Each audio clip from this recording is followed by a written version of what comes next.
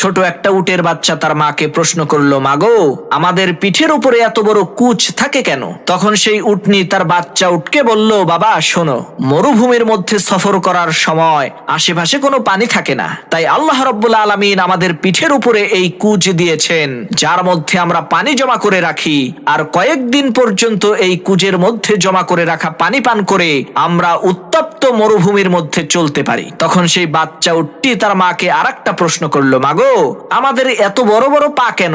তখন সেই মা উটনিটি বলল, বাবা, আমাদেরকে মরুভূমির মধ্যে অনেক দূরে দূরে সফর করতে হয়, তাই আল্লাহ রাব্বুল আলামিন আমাদেরকে বড় বড় পা দিয়েছেন, যাতে আমরা খুব দ্রুতই রাস্তা অতিক্রম করতে পারি। তখন বাচ্চা উটটি বলল, মা, বুঝতে পেরেছি, এখন বলো আমাদের চোখের সামনে এত বড় বড় পাপড়ি কেন?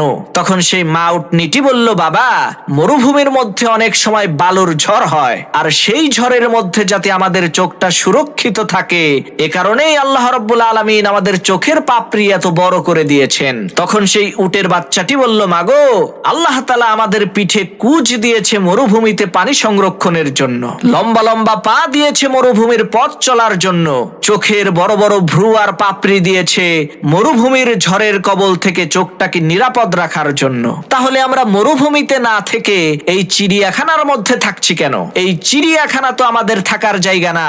প্রিয় ভাই আমার, আপনার মধ্যে যতই গুণ থাকুক না কেন, আপনি যদি সঠিক জায়গায় না থাকেন, তাহলে আপনি কখনোই আপনার প্রাপ্য মর্যাদা পাবেন না।